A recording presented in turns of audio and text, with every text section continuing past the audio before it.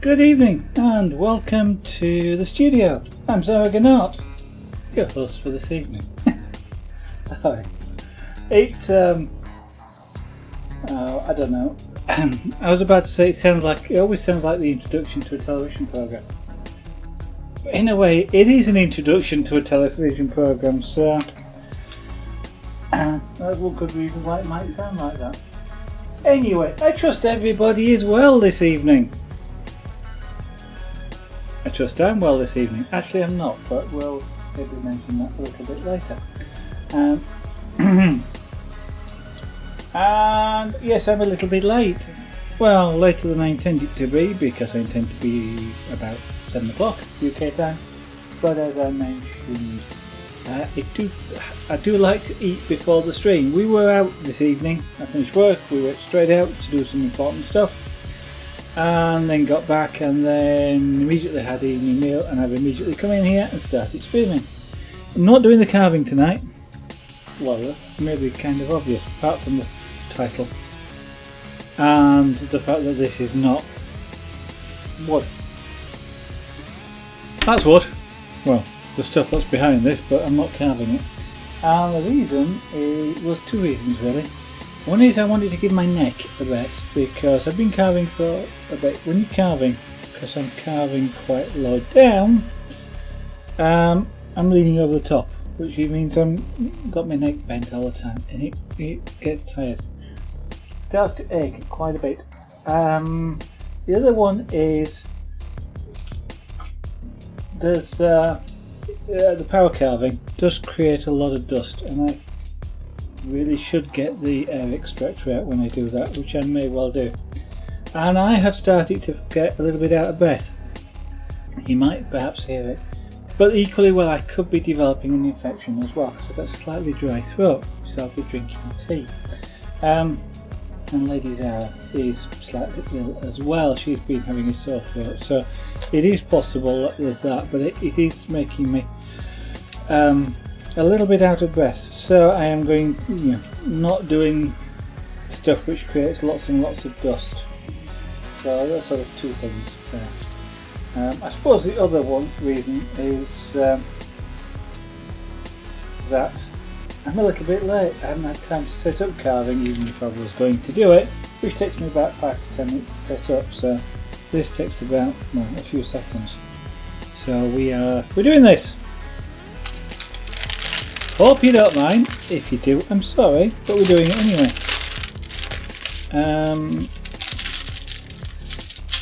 So I am working on number 6. Yes, number 6. Number 6? Number 6, yes.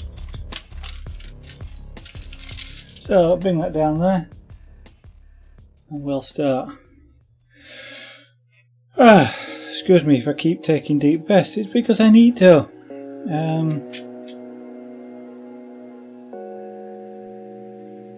If I push that up there a little bit, like that, I can rest my hand there and makes it easier. I can see one of the things I'm going to have to do is get the other ones of these out and lay them out, straighten them out, lay something on top, whatever, make them flat. Because this one keeps wanting, as you can see, keeps wanting to bend and fold up and doesn't want to straighten out. I was hoping it would have done by now. I've left it on the board for quite some time, but it's not straightened itself out. Come back, thank you.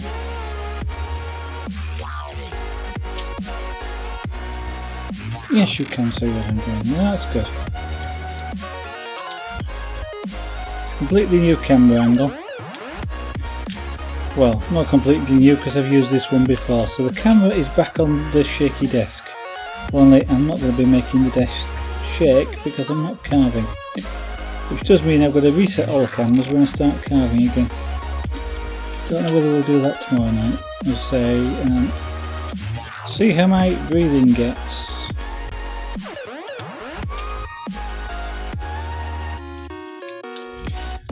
One thing I ought to consider as well is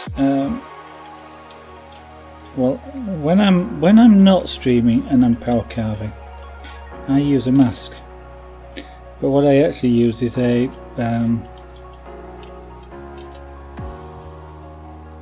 I use a half mask. Half mask covers your nose and mouth, and it's a particulate and volatile compound mask. It's quite well, it's a good one from the point of view of its filtering capabilities. So, you know, solvent smells, for example, don't. So if I use sort of spray paints of the solvent kind, like car paints, things like that, can't smell them at all, which is good.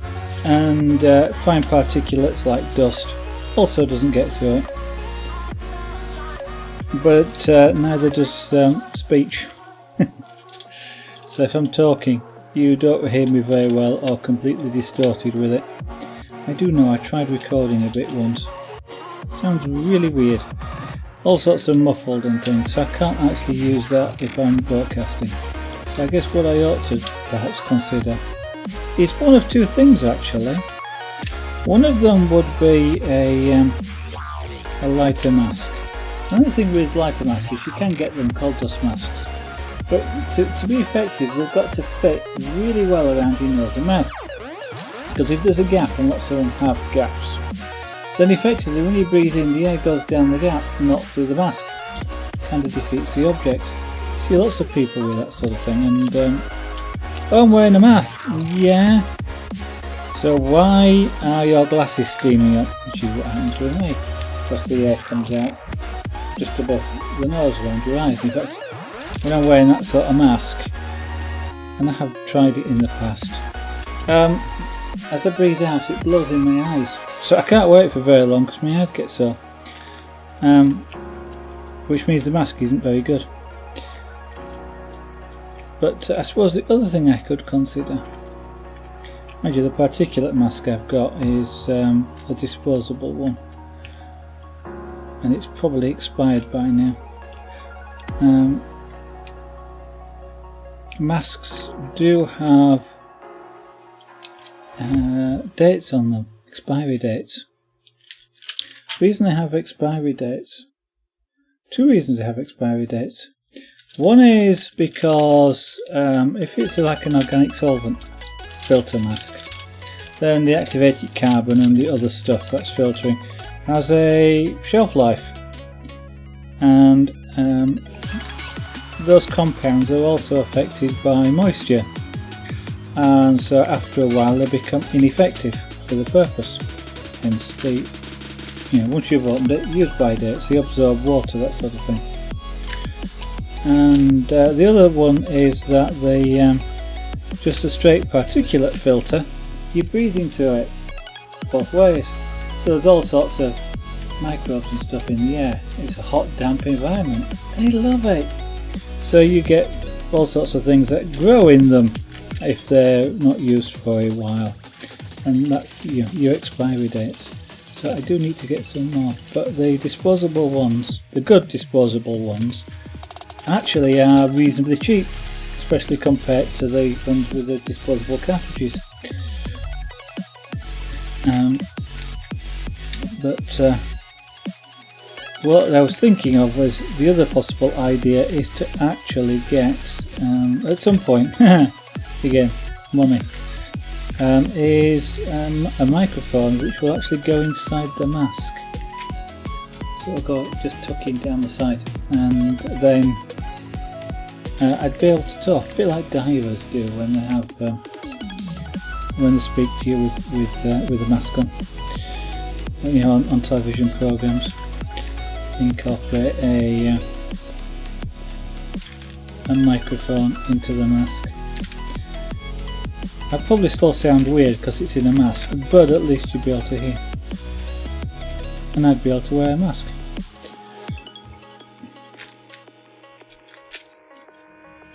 Throw your cranes up.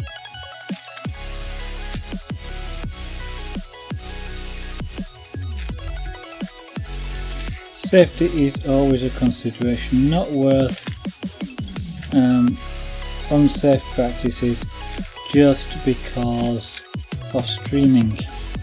I know a lot of people on the internet do very unsafe things trying to get people to watch them. I'm sorry, I'm not going to do that.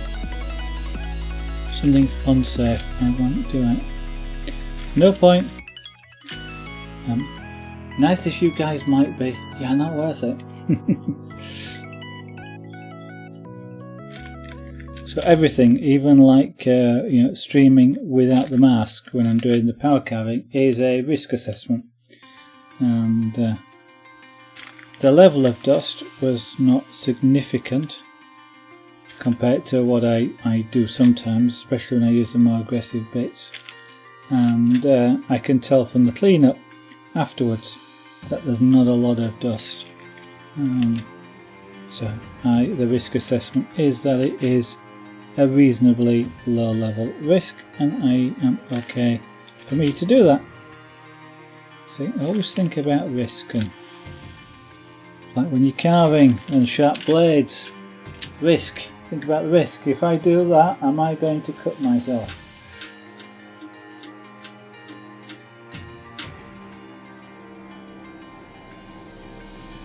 I actually think the fact that I've got a problem breathing has got nothing to do with the dust. It is, I think I have possibly got an infection,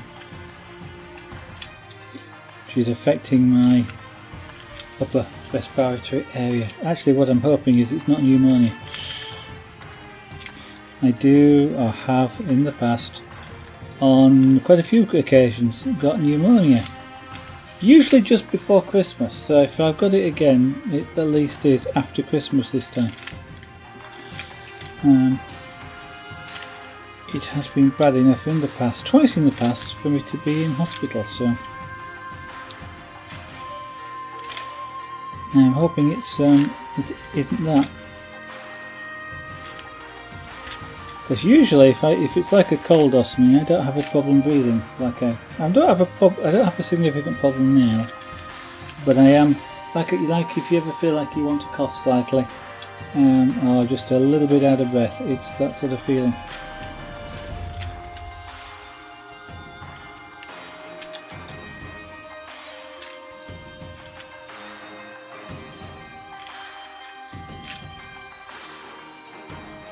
And for once I haven't been to anywhere like a PAX or an exhibition or on the train or anywhere like that where I could have got it.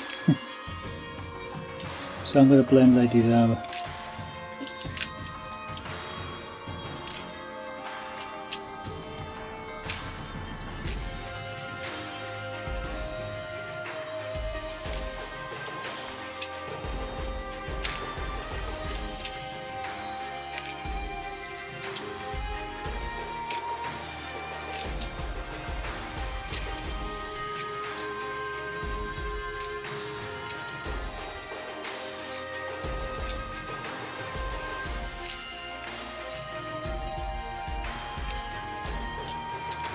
If you're watching, wondering what's so good about this, well, entirely subjective, I guess. I saw, well, as most of us do. I was about to say I get junk email. That's probably not strictly true, since I allowed them to send me this, but at one of the shops that I deal with for some of the hobby stuff, sell it's a shop associated with sewing, sewing, S-E-W-I-N-G, sewing, to sew. Sounds odd.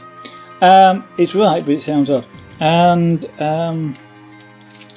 they sent me an advert once for something called Diamond Dots.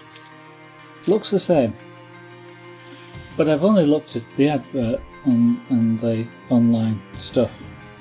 Never actually seen one in person, so whether they actually look the same, I don't know, but at the distance, if you like. And it kind of looked like this, and it looked an interesting thing to do. It looked interesting pictures. What you had is dots, plastic dots like this. And these plastic dots are dome shaped, flat on the bottom, and they have a dome on the top, but that dome on the top is faceted. Faceted very much like the faceted diamond. So what happens is the top sparkles, very much like a diamond would sparkle. Therefore I get that's where the original name came from, diamond dots. They look like diamonds, coloured diamonds that are sparkling. And indeed, it becomes more obvious the more that's on here. I'm not sure these will do it. They might. They're not doing it very easily. But when you move backwards and forwards past a picture like this, it sparkles all over.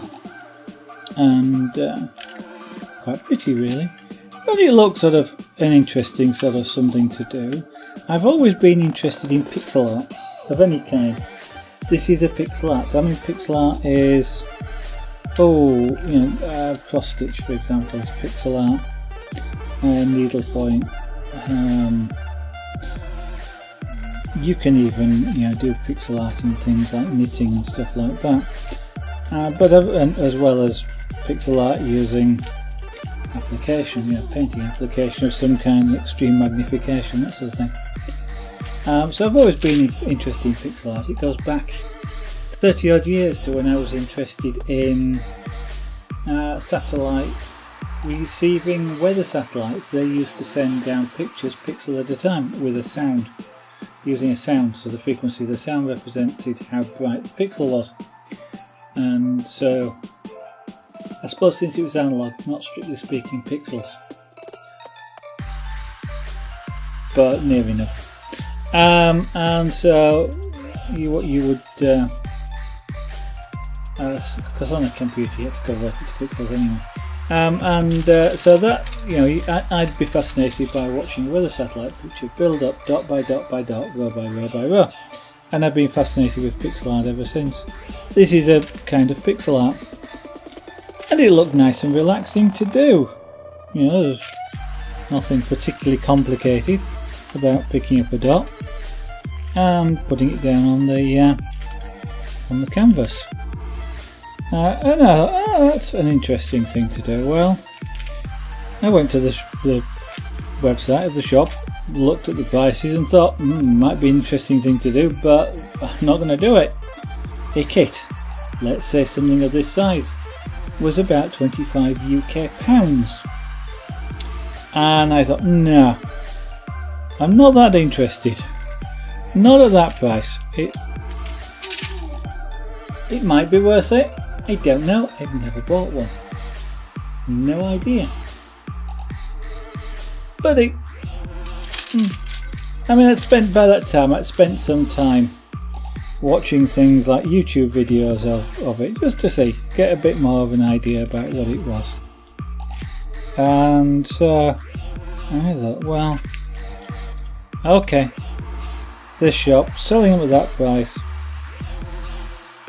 Maybe there's some other people selling them at a less price, shall we say.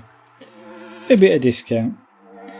And so, first port of call, as it often is, Amazon. Have a look at Amazon.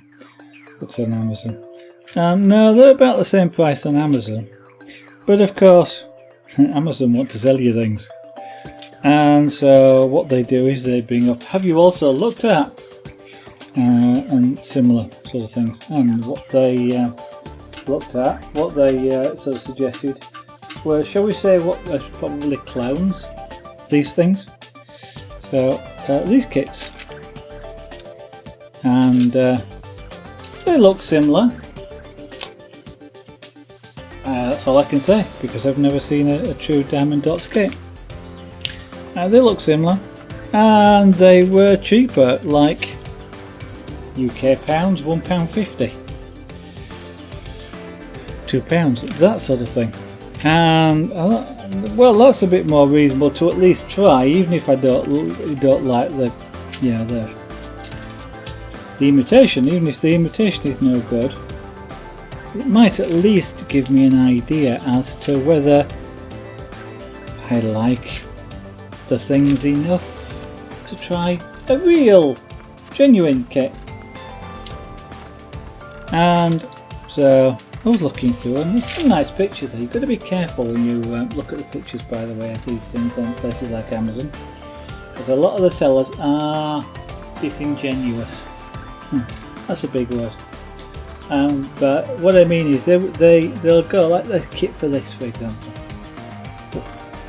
What they will do is they'll show you a picture. They'll show you a picture like that. Okay. Magic dots. Well, we're calling them magic dots, diamond dots, whatever. 5D, I think they're also called, and those sorts of things. And you go, wow, that's an amazing picture. It's not what you get. It's not even what you get when you've done it.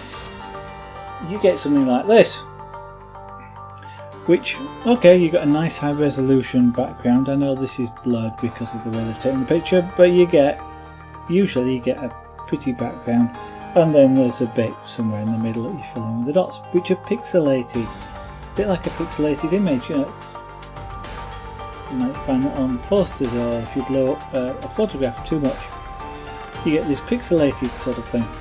And even when you put the dots on, it still looks pixelated. Obviously the further back you look, the better it looks, but it's still pixelated. So if you're looking at any of these kits, look for the sellers that show you the actual canvas, either it done so you can see the dots, or the uncompleted canvas so you can see all the letters and the numbers and things, because that gives you a better idea of what it will actually look like, because that's the bit that you've got to fill in.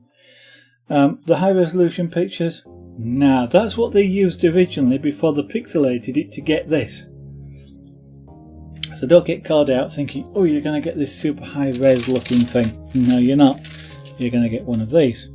Still looks fantastic, by the way, when they're done, but stick with me, you'll see this done eventually, but it's not necessarily what you might be expecting. But anyway, as I said, I saw quite a few images that I like that, and I couldn't really decide which one I wanted to get, and so I got more than one. I actually spent about £15 UK pounds, and I got about 8 kits for that £15, so didn't seem too bad. And now that I've been doing with them, value wise, not bad. I can't actually see why a £25 one would be better, unless of course there's something about the way they facet the dots. They might well be. They might be more shiny and more sparkly, for example. It's quite possible. As to whether it's worth the extra money, I don't know. If the manufacturers want to send me one to try out, I'll quite happily try it and see what I think of the difference and whether I think it's worth it or not. But they are these £1.50, £2, £3. Yeah, I think they're worth that sort of thing. You get a nice picture at the end of it. You get several hours, and I mean hours, of enjoyment, I suppose, doing the kit like this. I know this doesn't look very much, but it is several hours work, could even be tens of hours of work. I did one recently that's this size, but everything was dots, and I got that. I've got 2 of them. I've got another one somewhere, and I got those because you sort of saw this and thought, oh, that's not going to take an hour or 2. I'd really like to do one that maybe take a couple of hours, maybe 3 or 4 hours. So I'll get one with all the dots on. That's on YouTube, by the way, in real time.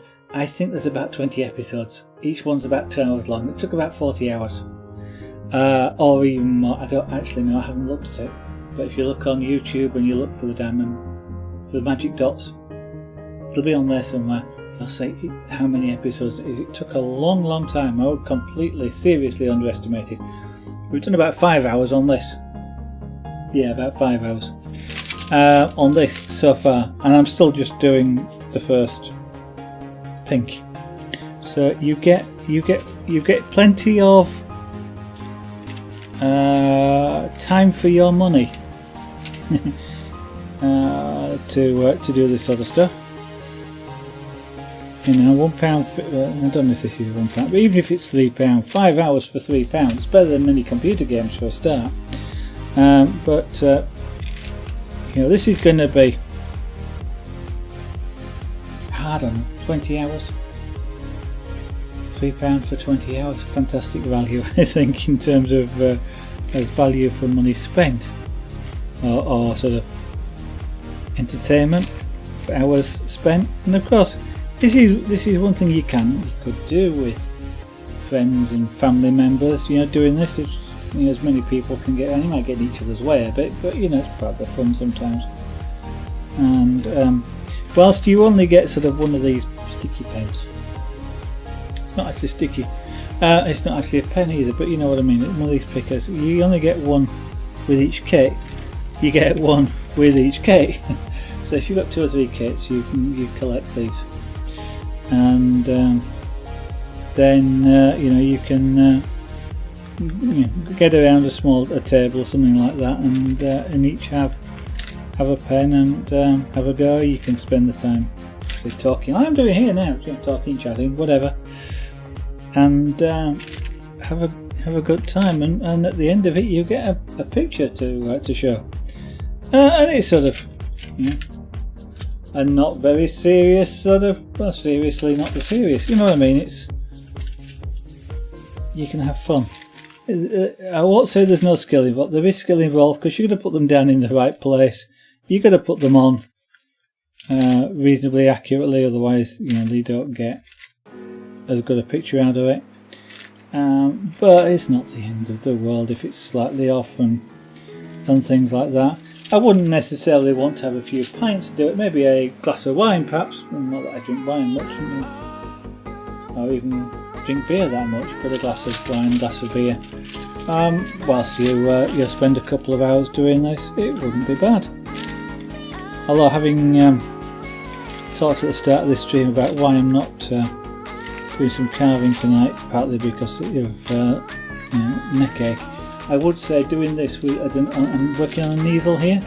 It might look like I'm working flat, but I'm working at an easel. I'm stood up. This is about 45 degrees. It's great because I'm not bending over. I mean, if it was on a table sharing it, I might be bending over, and I'd probably get neck ache from that.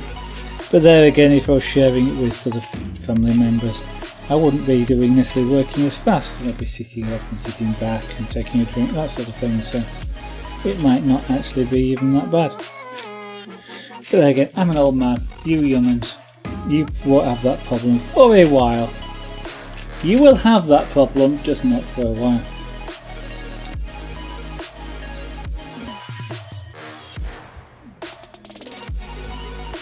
Right, I need some more dots. I also need, I'm going to try and keep my throat from drying out.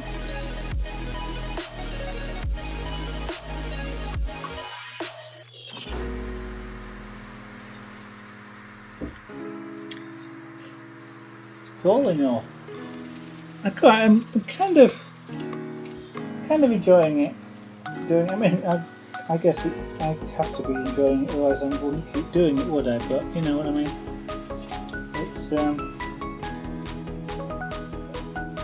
It's not something that I've done. I've had a go at and then immediately put to one side and not done again. I've now done about 3 of these. This is probably the 4th. The last one was a full A3-ish, well, a full sheet of dots. The cat that I mentioned, and well, I didn't mention it was a cat, but the picture I mentioned. It's a close-up. It was a close-up of a cat's face, a black cat with some white on it and whiskers, and quite a close-up. You could see the eye. That's something beautiful, sort of picture. And as I mentioned, that already took several tens of hours, and here I am doing another one. First one, actually, that when I first tried it out, I did on stream. Hey, we do lots of things first on this stream. Or we do lots of things for the first time on this stream. And that was a multicoloured kitten. It wasn't a real kitten that would be multicoloured. It was I don't actually know if it was ever a picture of a real kitten. But it looked like a kitten with multicoloured fur. Which of course was obviously been colourised. If it was a photograph in the first place, it's been colourised afterwards. And really quite a pretty picture in a way.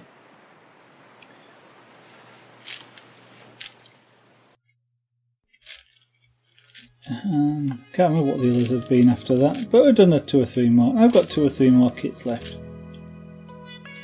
And they're quite a nice thing because, as I say, I can... it's easy to talk because I don't have to concentrate.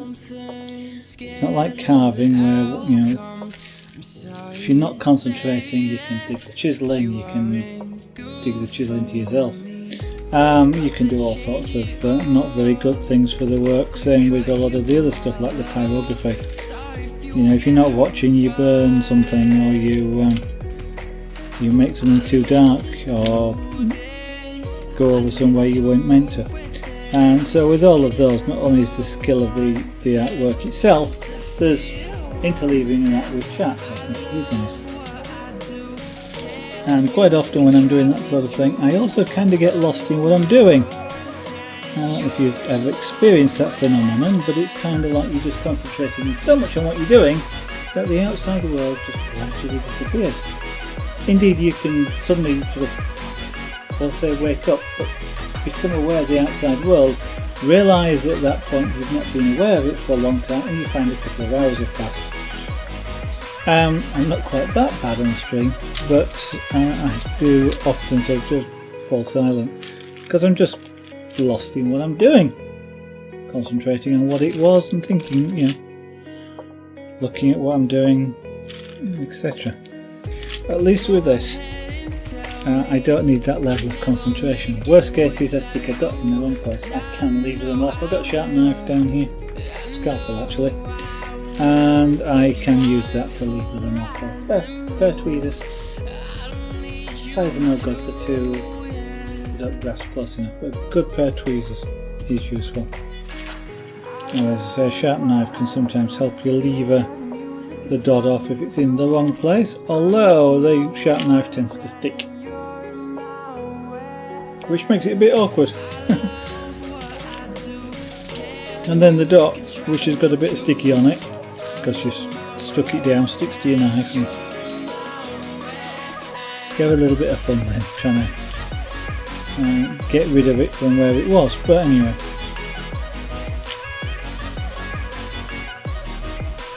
so this is rather, as I mentioned before, just rather like painting by numbers in the way in which you're picking the colour number 6, you're putting colour number 6 in the colour number 6 space. You're just not painting. Can't say you're not using them because you are using numbers, but not painting, no paintbrush and the solid dots, but it's similar. Hello Wolfie, why are you stupid? I do not think your name is Stu. And you're definitely not Mr. Pig, because I know Mr. Pig. And then I realise it's probably a joke that's just gone over the top of your head. Don't worry about it.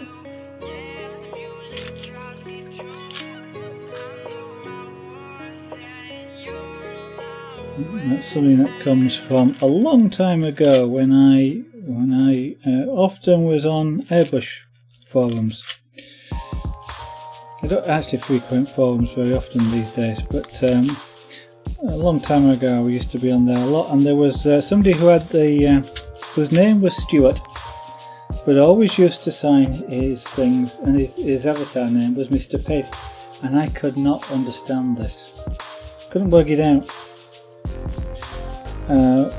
It just seemed a bit odd that he'd sort of put his full name, but he put his name Stuart, but not but still have his avatar. And it was only one day when for some reason I said sort of Stu Mr. Pig, and it was a Stu Pig, and oh yeah, obvious.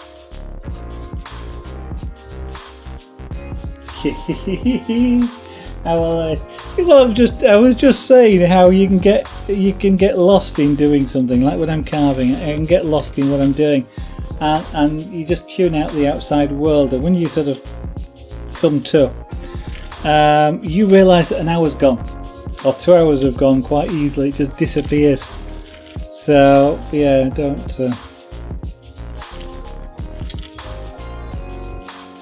don't worry. I did start a bit late. I started at past, because today I finished work, immediately went out to do some really important stuff. Didn't get back in until close to 7 o'clock. Made and ate an evening meal. Always important to eat before stream. It saves having funny sounds on the microphone and finishing early to go eat. And then I didn't start until past. So.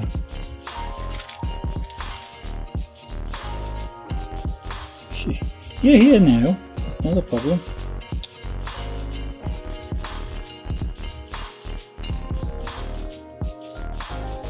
I'm not sure I've ever found any of the dots that have fallen on the floor. Maybe the vacuum cleaner did. I'm sure I just dropped one there. But I've never come across any of them. Dropped a few by now, but not. Don't really see them. Okay, that was well out of line. Now then.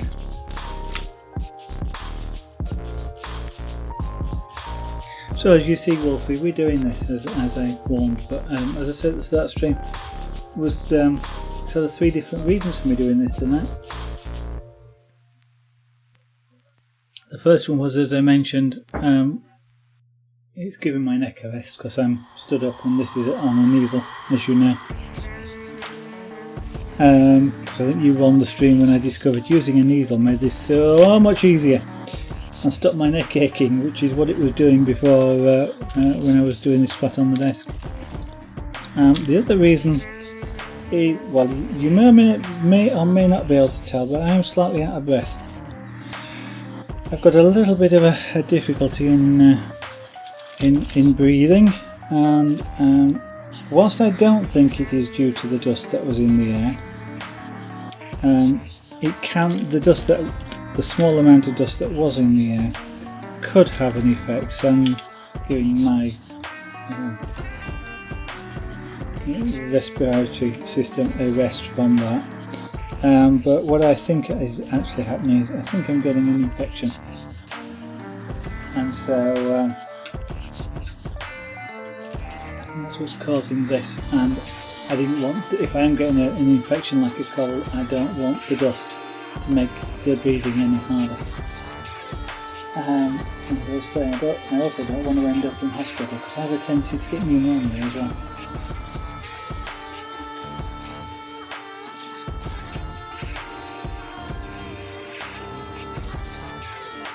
Okay.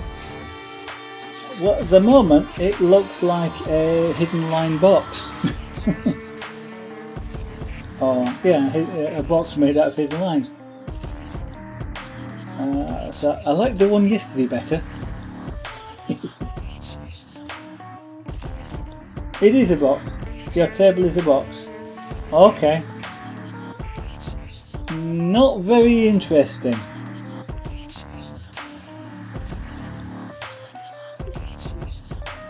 Things like travelling trunks as tables are interesting because they're a box, but they're a fancy box. A box with just straight sides.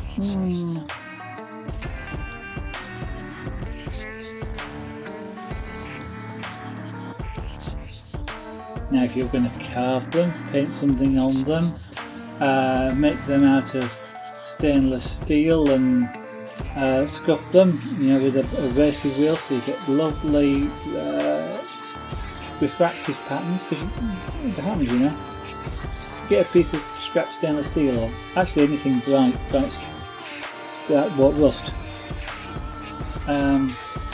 Aluminium as well, although that does rust, but it goes white. You take something like a rotary disc sander, not a random orbital sander, but an actual circular sander, and you sort of drop it down onto the metal. You can create swirls, circular swirls, as you might think, scratches. But especially if you use a fine disc, they are so fine they diffract light, and you get all sorts of coloured rainbows sparkling off them.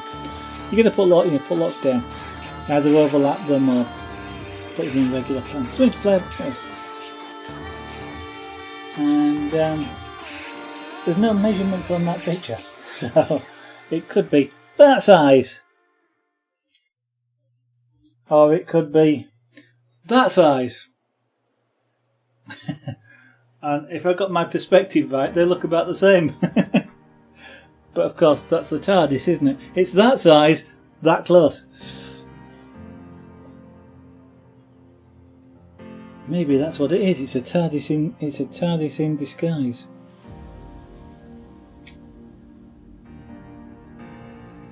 Sorry, it's I'm having a. I'm just. Maybe I'm getting the infection because I'm just talking a load of rubbish tonight.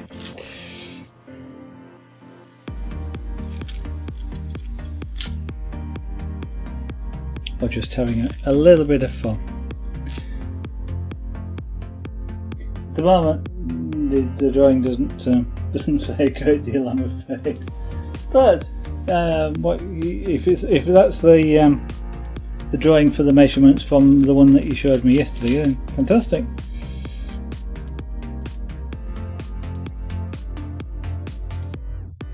Anybody who can and does go ahead and make something, whether it is a straight box or not, doesn't really matter. It's absolutely fantastic that you're doing it, you know. I'm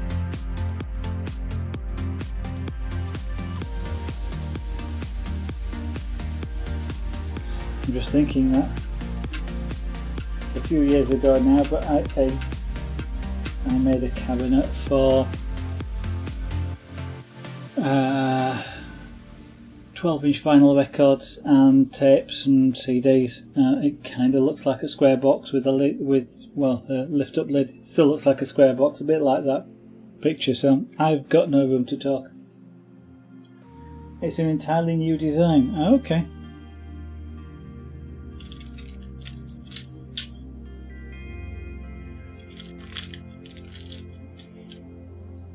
My impression is that people, if they wanted a table in a room, often want them to have. They tend to describe things as having something about them that makes them sort of want to, or to be able to show it off. So you don't often see for sale what I might describe as utilitarian things like tables. They tend to be fancy in some way. Yeah, maybe with glass sides or on a wooden top or a metal top, or like I said, with these patterns on the side or whatever.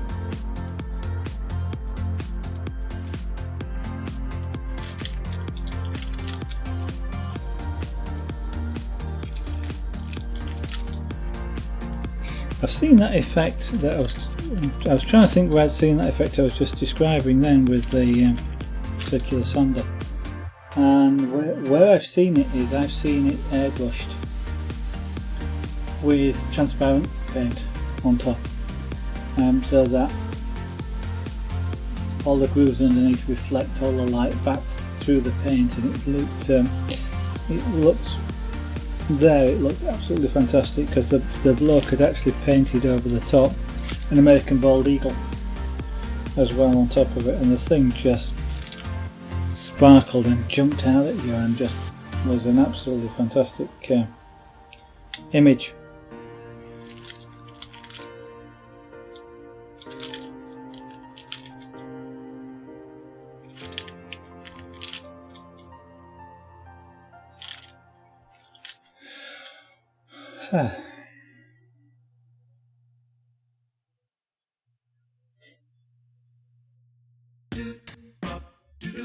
Okay.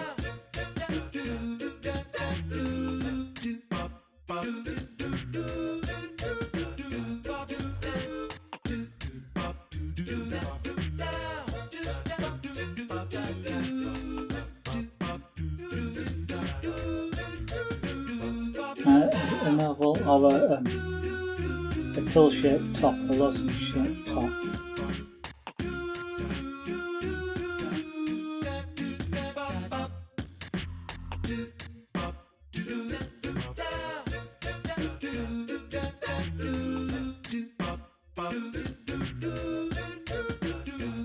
Okay, so what I was just trying to do then is I was just trying to puzzle out the hidden lines, the centre lines. It looked odd, and I've just realised it's because the centre line's missing from two of the sides.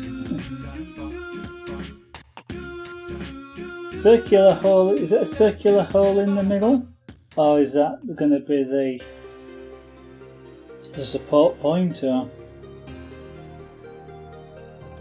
interesting. I look forward to seeing what that turns into. Oh, yes. That's what you meant before, wasn't it? About the sizes. That it was the bounding box. Now I follow. Now I understand.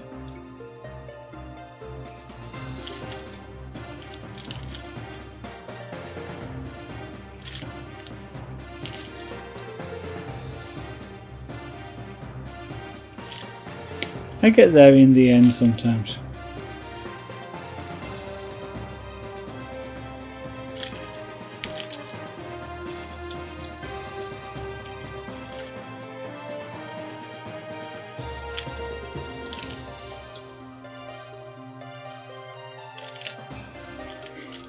Just like Hector.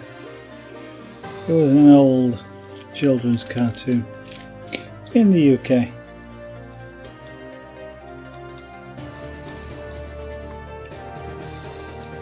For those people who are old enough to remember Hector's house.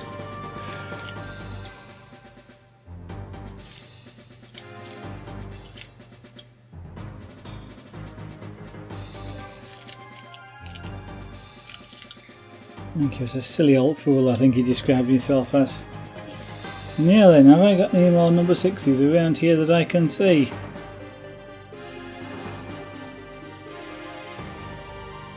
I can't see any. That doesn't mean there aren't any, because they always seem to just magically appear afterwards. But at this moment in time I can't see any. No. So I've got to decide what colour to do next. Okay. That's kind of what it looked like, was the support. Is it going to be a tube or one of these sort of spindle things, or I guess it could be all sorts of fancy shapes. You've got a lot of leeway to do when you do supports like that, centre supports.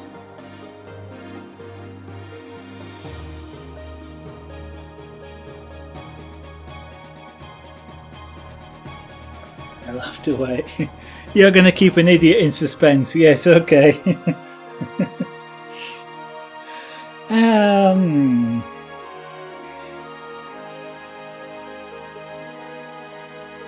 going to do number 1. Why not do number 1? Number 1's the dark one, the black.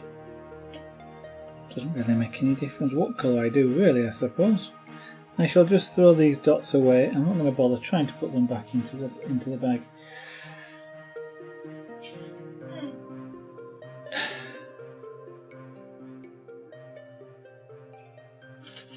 Right.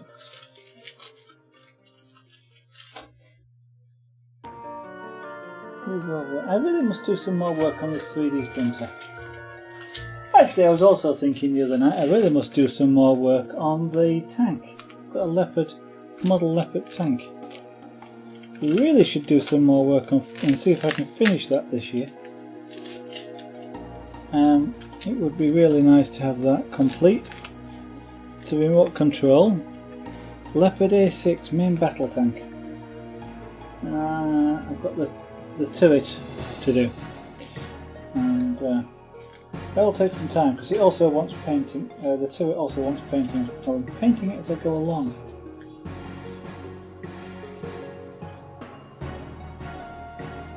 So that's airbrushing and letting it dry and then varnish it, and semi-matte varnish. It might be a matte varnish, I can't remember. And then build.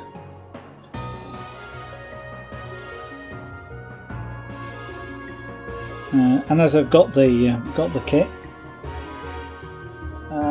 would be good to complete it. One of the other advantages of completing it is I won't need the box. And it's a big box, and it's taking up a bit of space. Taking up rather a lot of space actually. Along with the box for the remote control truck kit, and another one that's over there. I've actually got a lot of models. I don't know whether anybody has any interest in seeing some of the remote control models built on stream or not, because I've got one, I'm going to say tractor, one articulated truck to build. I've got one as a kit. I've got one trailer to build as a kit, which is a tanker trailer, and I've got another. I've got another kit for an articulated truck, which I'm not going to build. I'm going to use the bits because I want to make something like either a bus or a bendy bus, something like that. So that would be made. That'd be a bespoke build of some kind. And I also got some stuff to build a low loader, so that I can put the tank on the low loader behind the remote control trucks.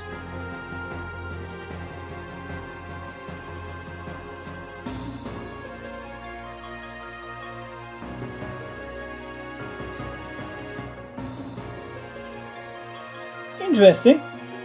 That's definitely an interesting design. That explains the black area in the centre.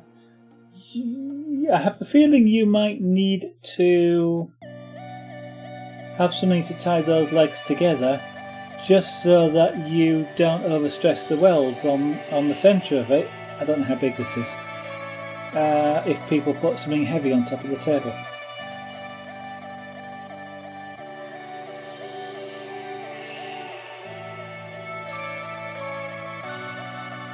Well, that is an interesting design. Might suggest thinking about whether you actually want the legs to go out all the way to the corners. It makes it look rather, just from the picture this is, by the way, it makes it look rather big. The legs look bigger than the table top.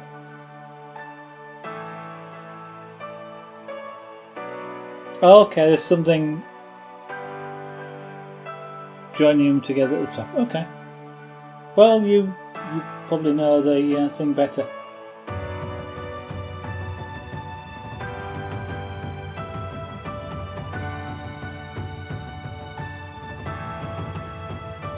They just might look a little bit sort of too bulky for the table itself.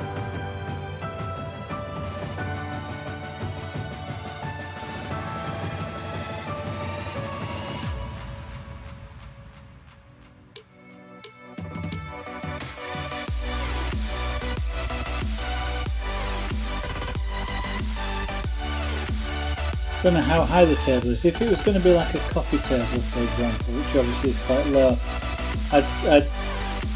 I'd think of having the legs at the same angles, but obviously they'd be shorter, therefore they don't appear as long. No? So, I've never designed coffee tables before. I'm just looking at it as an artist looking at a picture and thinking, they look a bit big. This is 1.2 metres, so it's a normal sort of table height.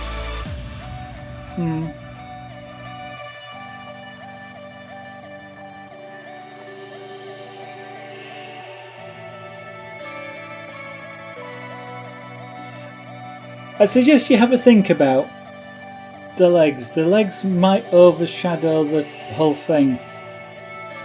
As I'm looking at that, it gives the impression of.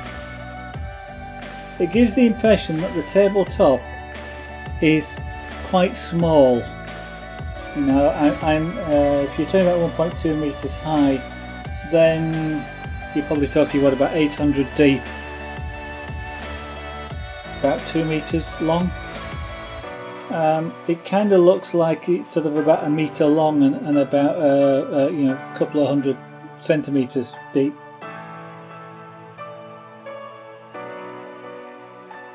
Okay. Maybe if you 3D model it and have a look at your 3D model. Yeah, I can say, yeah, round it up. It just for some reason it kind of looks like you've got a nice big sturdy leg, and you've got this little tiny thing, and it's probably an optical illusion, but that's just the impression I get from looking at the 3D drawing. But I am aware that drawings sometimes can be really hard to interpret and don't always, for some reason, don't always represent what something actually looks like when you look at it in real life. Yeah. Oh, I understand what you meant by the legs and things. That might be the other thing that makes it look a bit there, because the legs will appear to extend past the top, which is kind of an unusual sort of thing.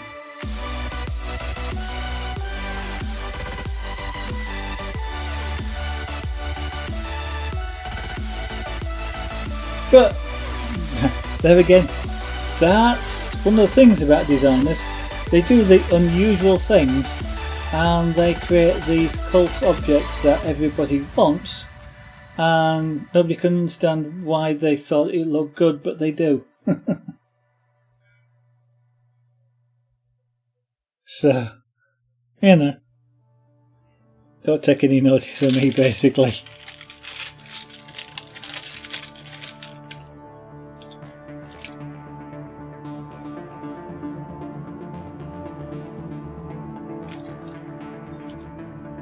I mean, after all, the Tate Gallery in the UK paid a lot of money for and had on display for quite some time a pile of bricks.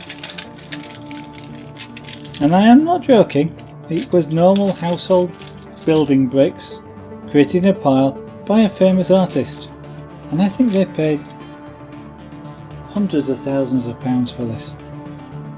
And what I'm not actually sure about is when they saw it and they bought it wherever it had been done in the first place, how they transported it to make it look exactly as it did. They photograph it and mark each brick and move them really carefully. I think the joke at the time was the artist has actually had some building work done, and the builder just left a load of things there, and the Tate Gallery came around and said, "Oh, that's a fantastic piece, can we buy it?" I'm probably joking, but the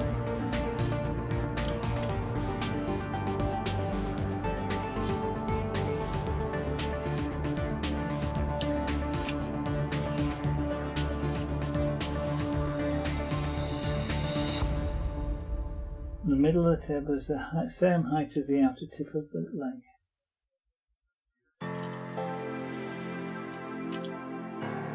Oh yeah, no, I understand that. No, I can read a diagram well enough to understand that. It just doesn't give that impression.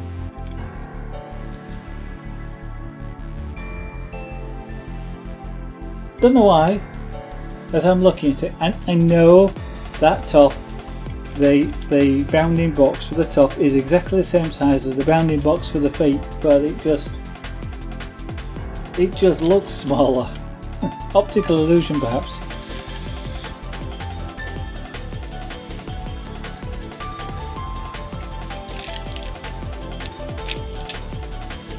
Yeah, I think it was the Tate Gallery that was later, subsequently at some point, bought an unmade bed. Supposedly art. I don't see art in things like an unmade bed, to be honest, but more power to the artist that sold it to them at a rather a lot of money.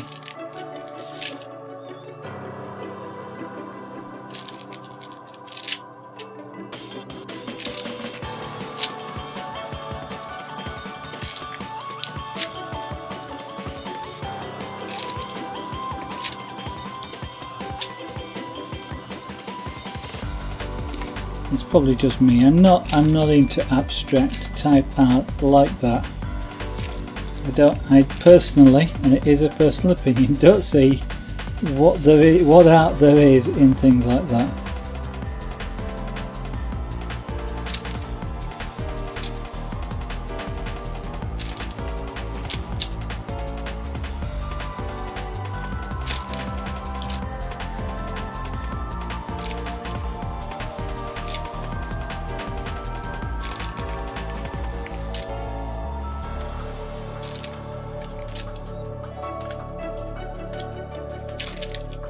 And if they are, then all I can say is I missed an opportunity when we recently had some building work done, because I got loads of piles of bricks when the builder knocked some things in.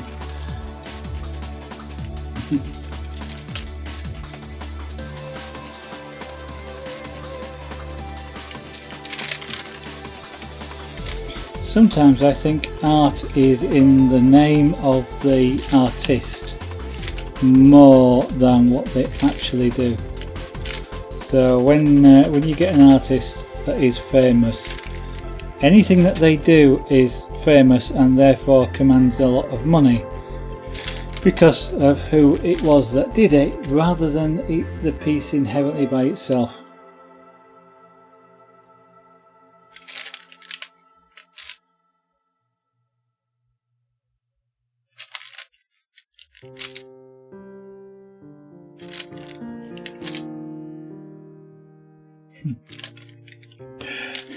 I was just thinking, it negates there's a computer term, GIGO, garbage in, garbage out. It kind of negates that, because I could quite easily see one of these world famous artists tipping a bin, garbage, onto the floor, as it would be garbage in, money out.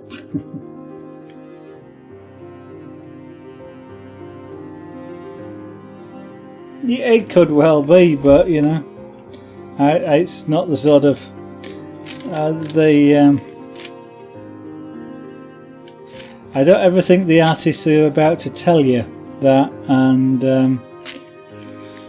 art is really in the eye of the beholder, and therefore to some people it might be, and if the artist is able to provide a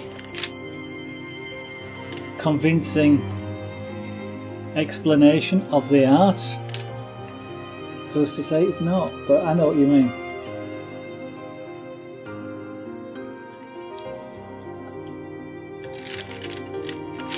And of course the things like the pile of bricks is just to lots of people is just so what the that, you know, I can quite easily see why there's films about people who consider it, you know, saying it's a scam.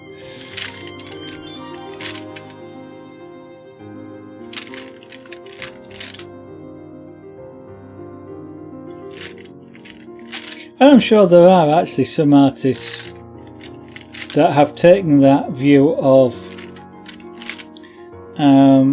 you know, rich people will buy things just because, and therefore, you know, a pile of bricks is something desirable by rich people because. So,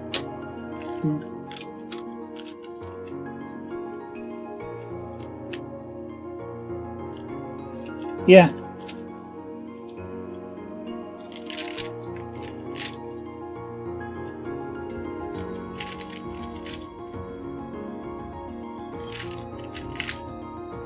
I'll tell you what, Wolfie, I wish they'd buy mine.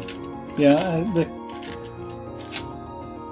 I'll sell Ruth for you know, £500,000. You know, I'll actually no, that's too cheap, isn't it? They wouldn't want to pay that little. Let's sell it for £1 million UK pounds.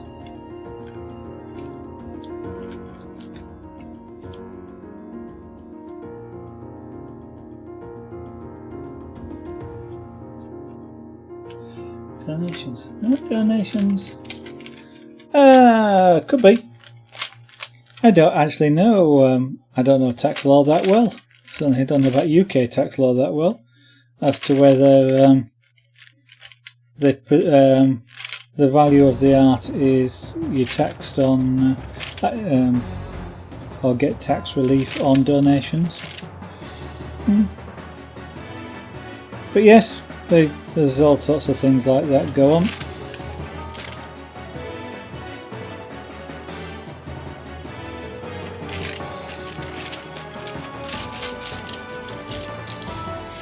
Legitimate ways of not paying what you might be normally expected to.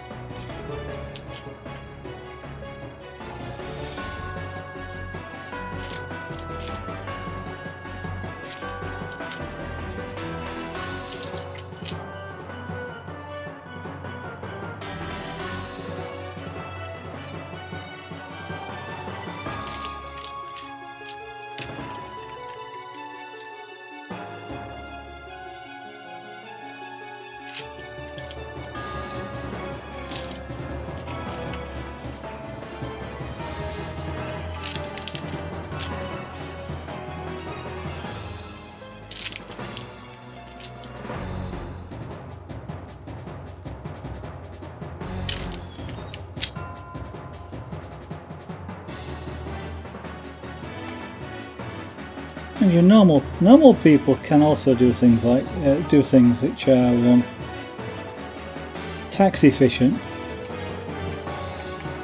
I mean, one of the things that I have looked into, for example, is if I start to do glasswork, if I decide I like and start to do glasswork, if before I start I register as a business for tax purposes for the glasswork, which if I was making glasswork I probably would want to do anyway, because glass costs money and I'd want to at least have some outlet, otherwise I wouldn't make very much, because you can only have so much glasswork in your own house. So you want to make it, I won't say get rid of it, but you want to make room to make more pieces, and you want to have the money to buy the glass to make more pieces and get better and all this sort of stuff. But if I register as a business, then the tools of that business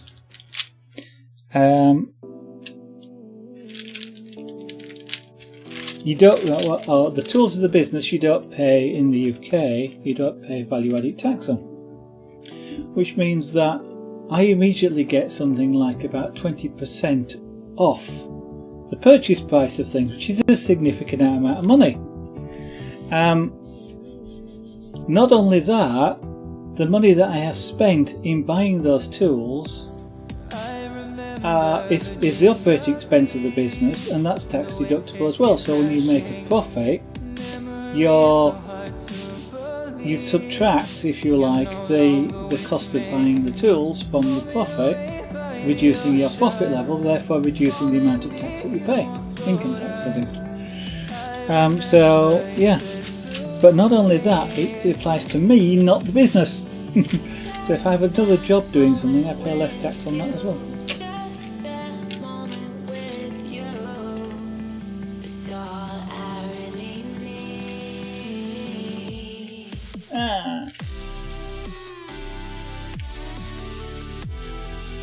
That's interesting. I mean, in the UK, in theory, in the UK, you'd have to justify a gamepad. I suppose, yeah, if you're using it for designing,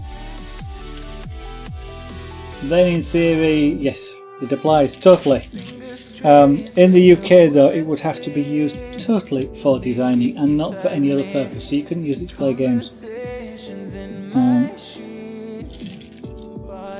because then it would be used for non-business purposes, and therefore the tax rates may or may not be reduced or even voided altogether.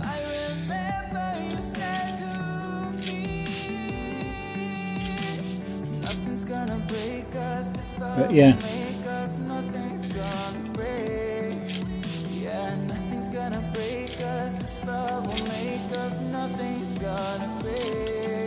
Because I also looked at selling stuff, for example, on Amazon.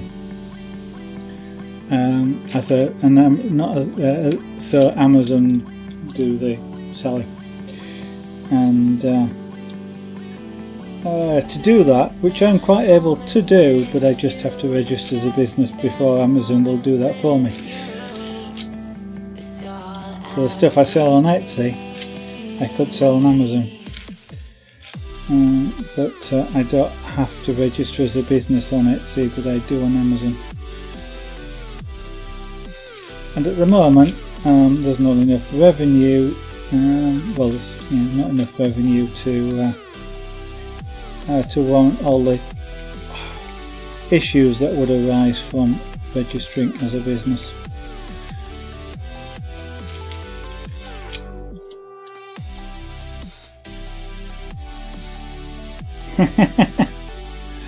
The taxman might, probably not for a thing, but it's one of those things that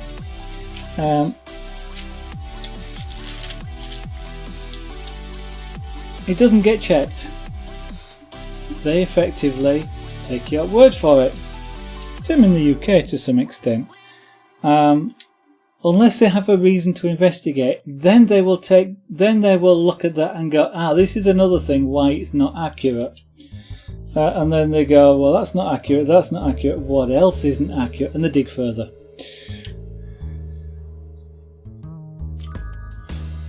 I mean, in the UK, for example, I know the tax authorities get information from the banks and the building societies, for example, so they how much money you've got and how much interest you've got and things like that. And so they use that to look for things that might be suspicious to them, and therefore go investigating further.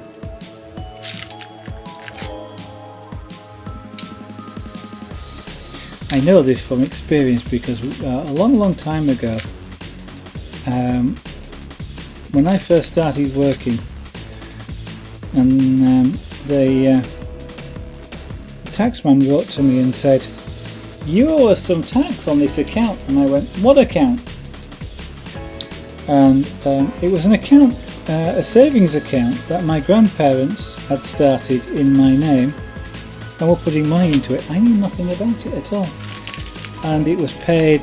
The interest was paid without paying tax, and so the taxman was after me for it, for tax on the interest, because I was working, and they got this information. So he was going, "You owe us this amount of money," and then there was a nice thing after it that says, "However, you've been paying too much tax, so we owe you this amount of money. Can we take what we owe, what you owe us, off of what we owe you, and here's the check." I actually made more out of it than I spent, but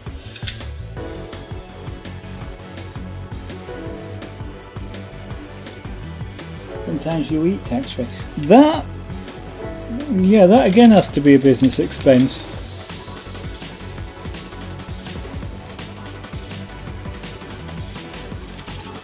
And yes, I can understand ways in which that happens. Business meetings, which generally speaking, well, in the UK, I think it would have to be a business meeting for genuine or legitimate business purposes, at which the predominant discussion over the meal would be business purposes, and it had to be an appropriate time, or it had to be a hospitality.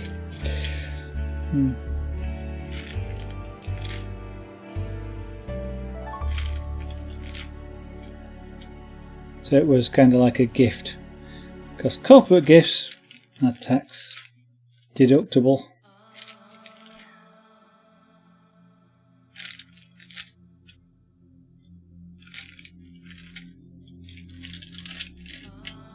Of course, things like your Xbox controller could be considered payment in lieu of wages, or a remuneration. You don't have to be paid in money.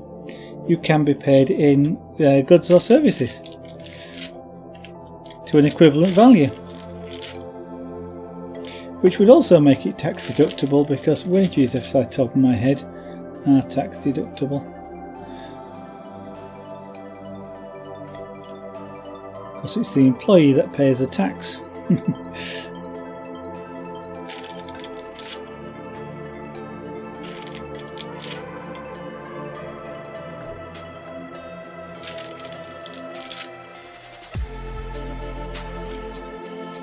Don't we get into some really odd subjects here on this stream?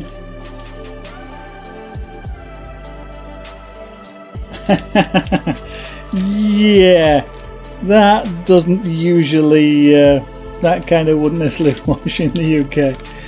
The hospitality has to be with the purpose of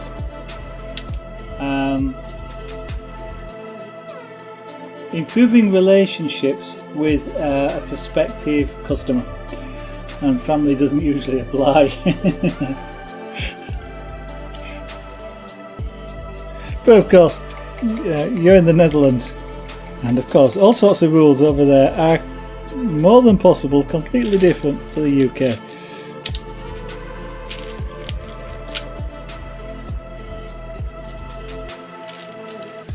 I'm just thinking of all the paperwork in the UK that you'd need to do to even start and claim that sort of thing, like the receipts and recording the names of the people and all this sort of stuff.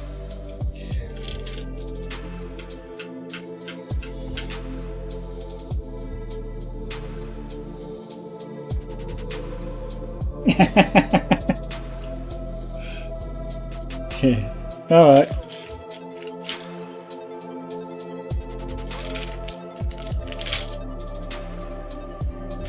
Well, it was an interesting theoretical discussion, because I am sure that there is no tax avoidance going on either in your area nor mine.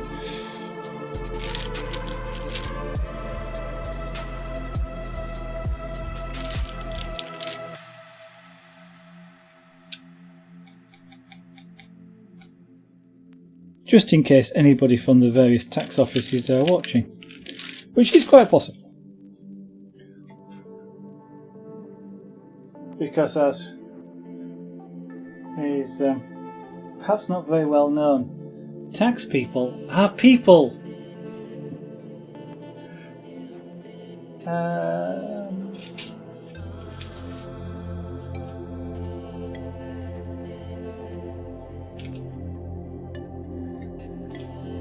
Okay. Oh, your tax, maybe your tax laws are simpler. What have they done with?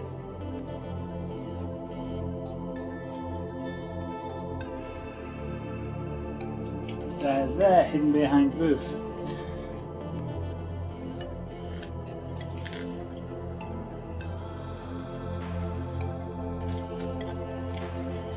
Oh, I'm sure they do know your email address.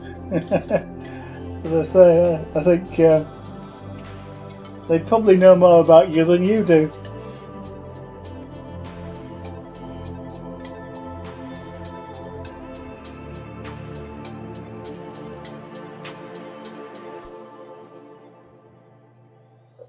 Oh dear.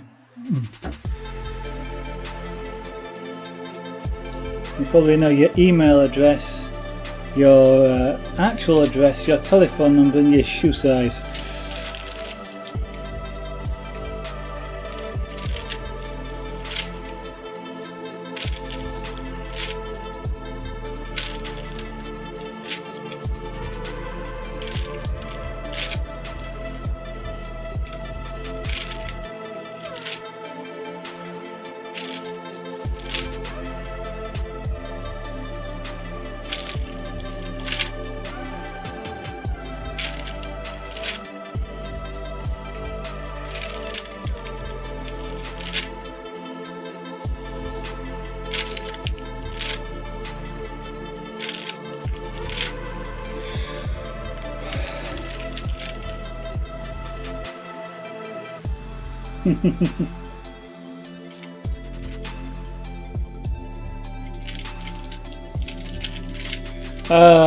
Possibly. If indeed you have incorporated your name within your Twitch username in some way or other.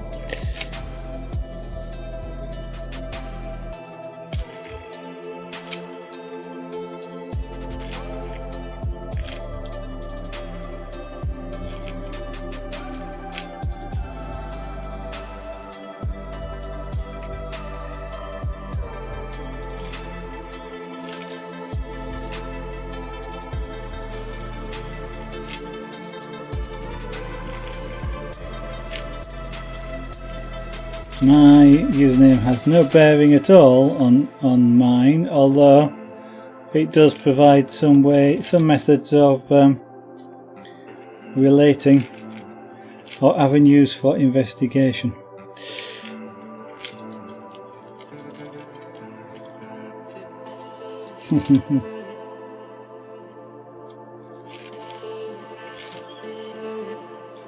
I mean, all they do is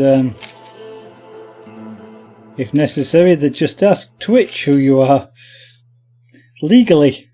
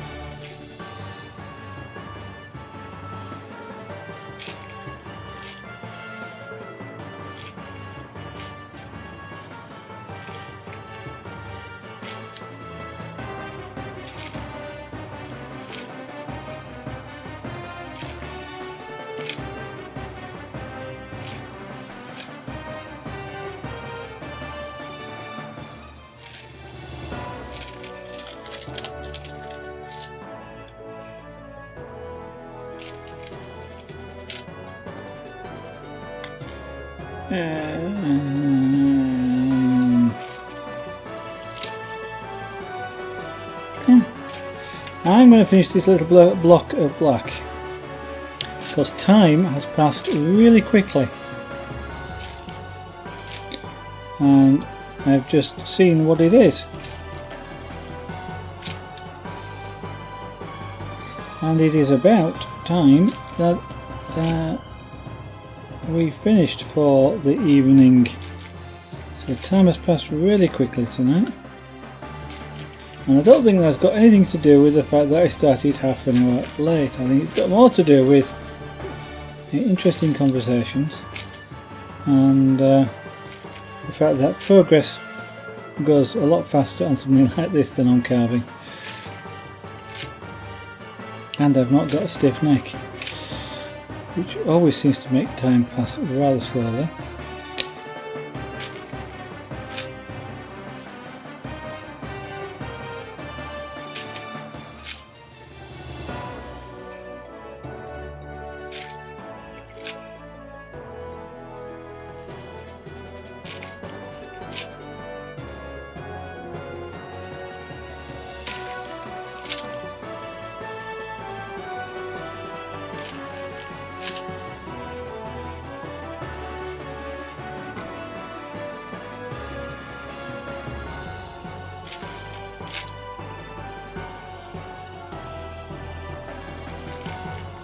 Right,